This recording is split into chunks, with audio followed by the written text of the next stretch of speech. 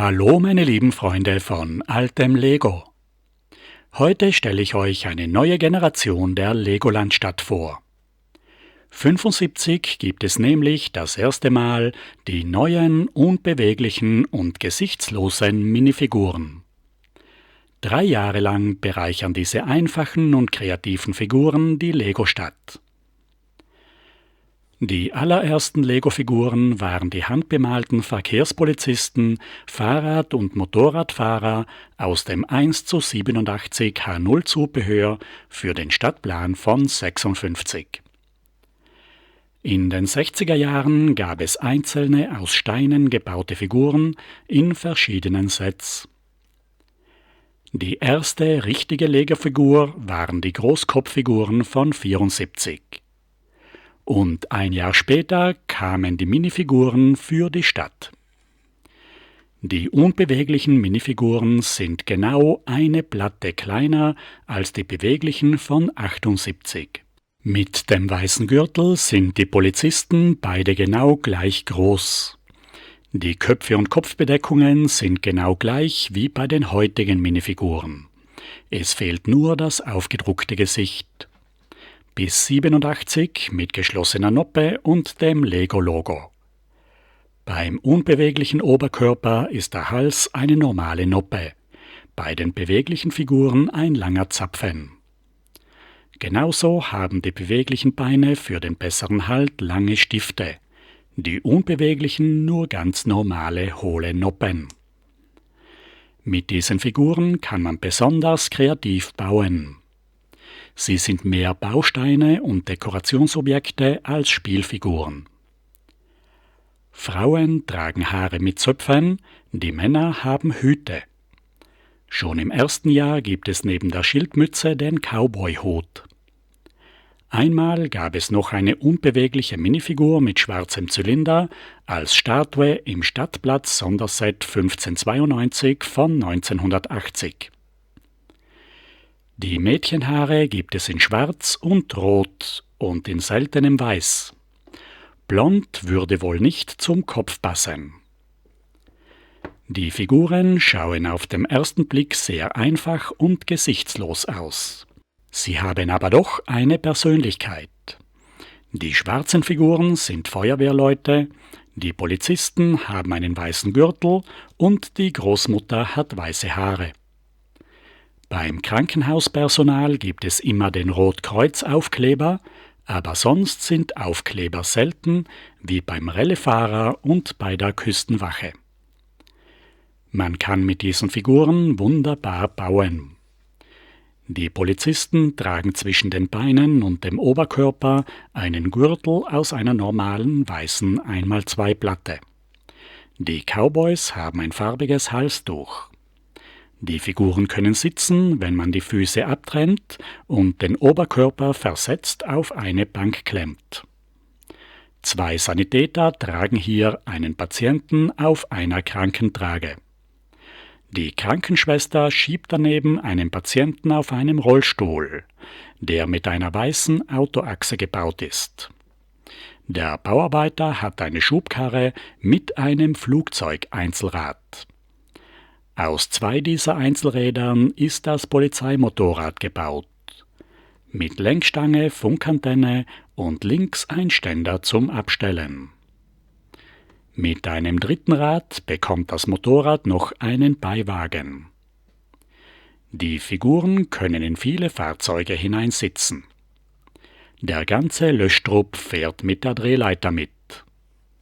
Der Stapler und der Bulldozer bekommen einen Fahrer. Nach der Arbeit bringt der Linienbus die Figuren nach Hause. Ganze 7 Figuren sind bei diesem Set dabei. Und weil die Figuren keine Arme haben, können sogar 2 nebeneinander auf einer 4 Noppen breiten Sitzbank sitzen. In den ersten Western-Sets reiten die Cowboys mit 2 Dachsteinen als Schenkel auf den Pferden.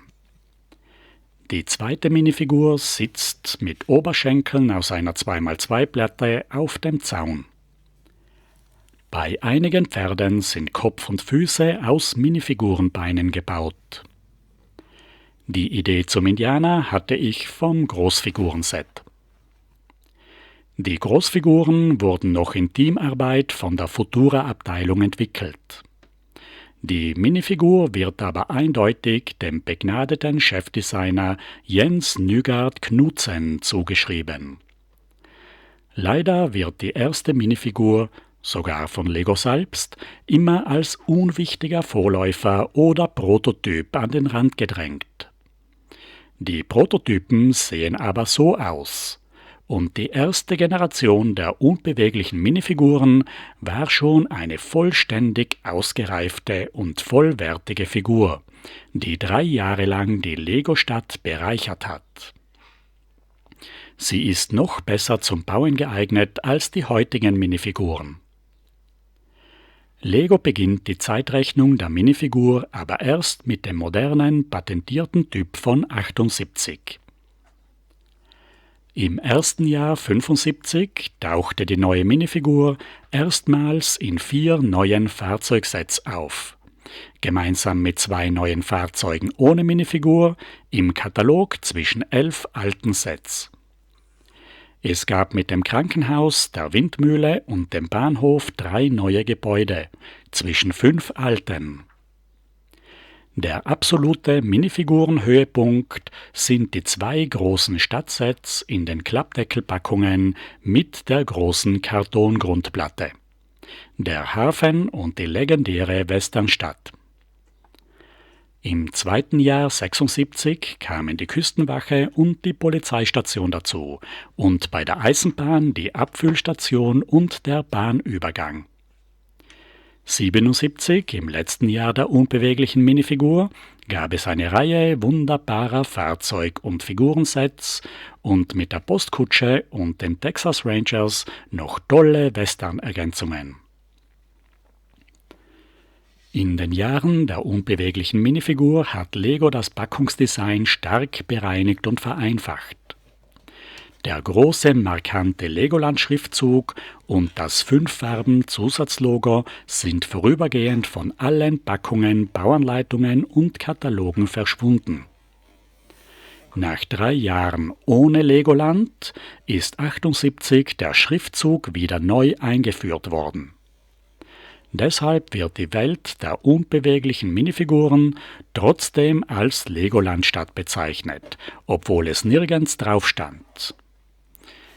Mit der Legoland-Marke ist auch der markante Schriftstein im Heißprägeverfahren weggelassen worden, der von 70 bis 74 in fast allen Sets eingebaut wurde.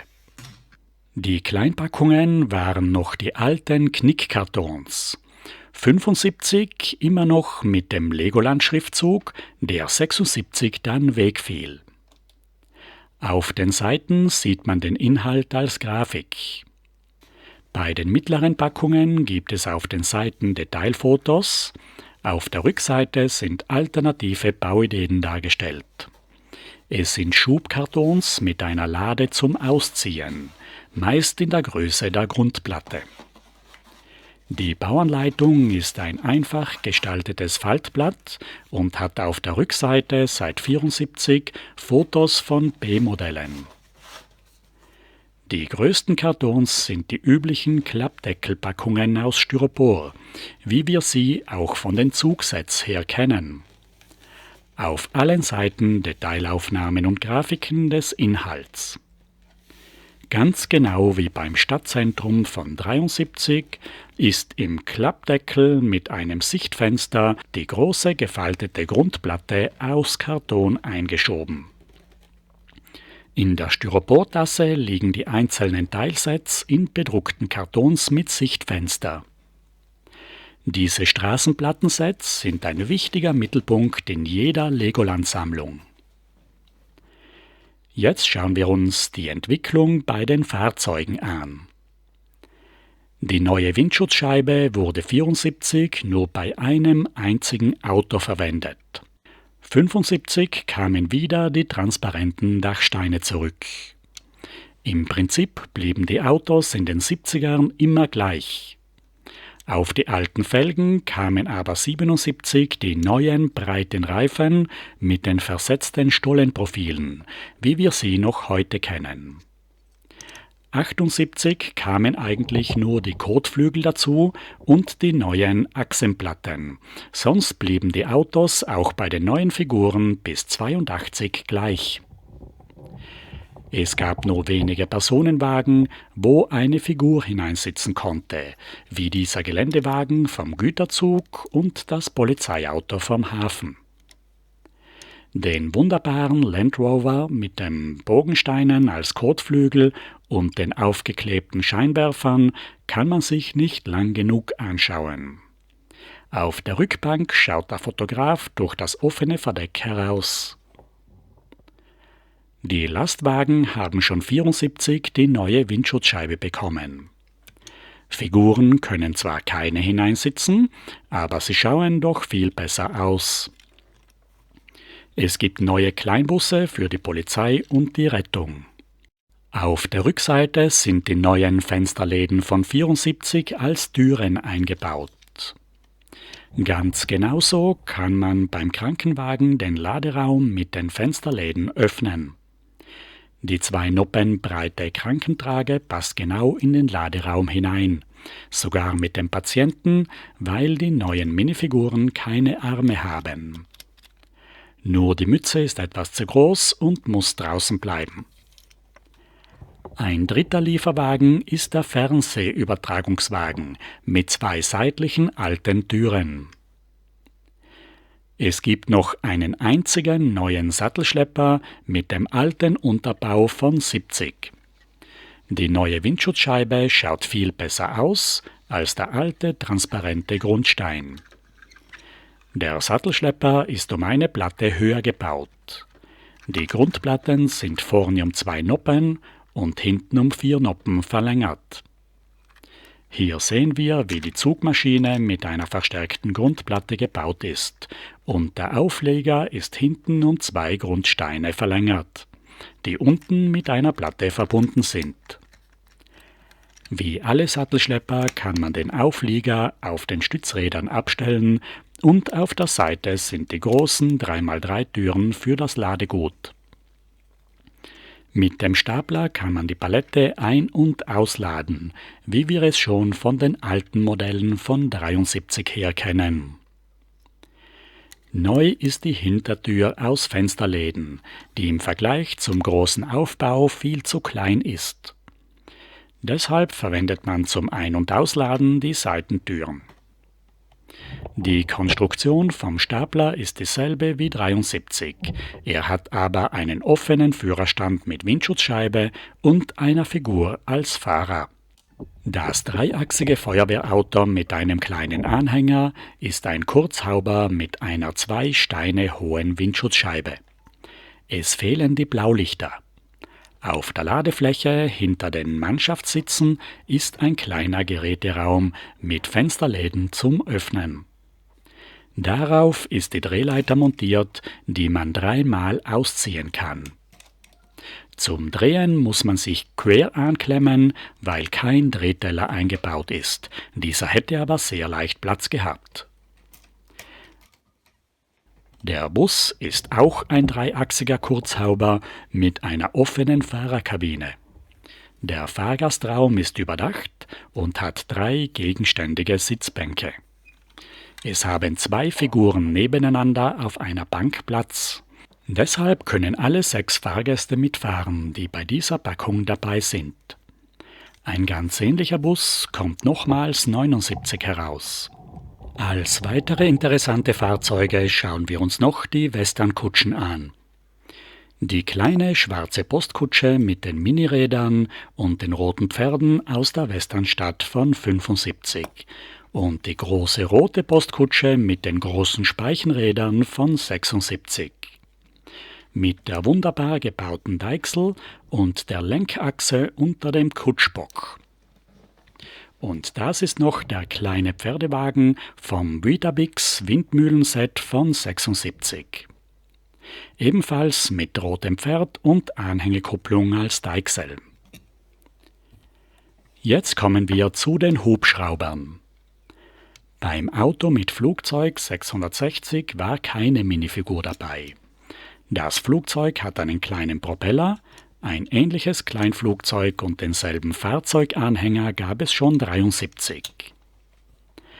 Ein großartiger Rettungshubschrauber ist der 386 mit 121 Teilen.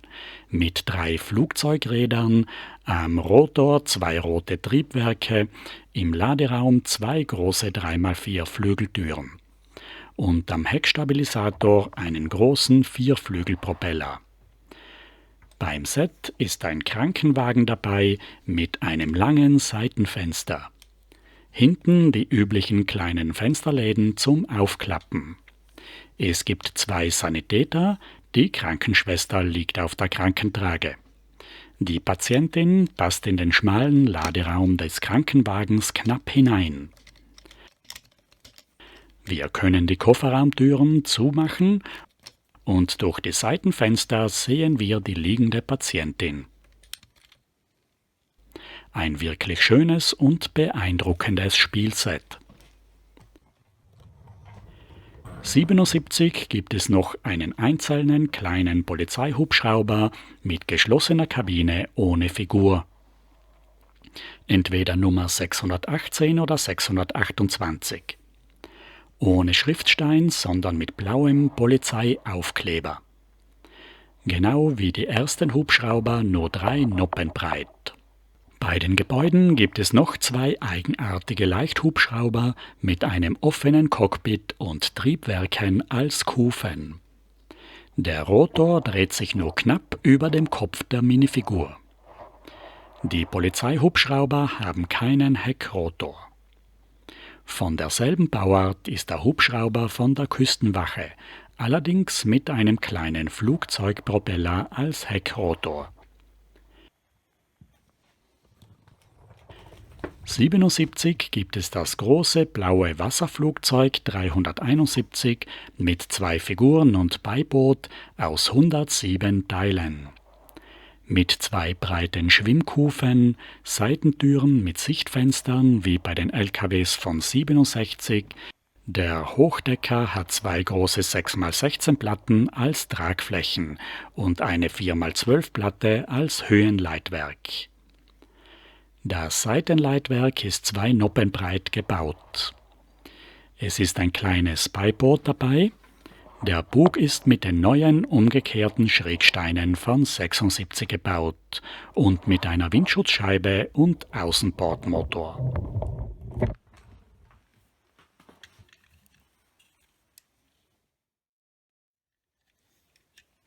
Einen schönen Helikopter gibt es auch bei der Ölbohrinsel 373 mit einem Shell-Aufkleber am Ausleger. Die Hafensets zeige ich euch wie alle Gebäude beim großen Übersichtsvideo der Stadt. Die Minifiguren, Fahrzeuge und Hubschrauber sind jetzt genug für das heutige Einleitungsvideo. Bei den Schiffen und bei der Eisenbahn muss ich noch einige Sets zusammenbauen. Wenn ihr Lust dazu habt, machen wir das am nächsten Freitag gemeinsam beim zweiten Aufbauvideo der Minifigurenstadt. Ich bedanke mich bei euch allen, dass ihr heute dabei wart und wünsche euch ein wunderschönes Wochenende. Auf Wiedersehen!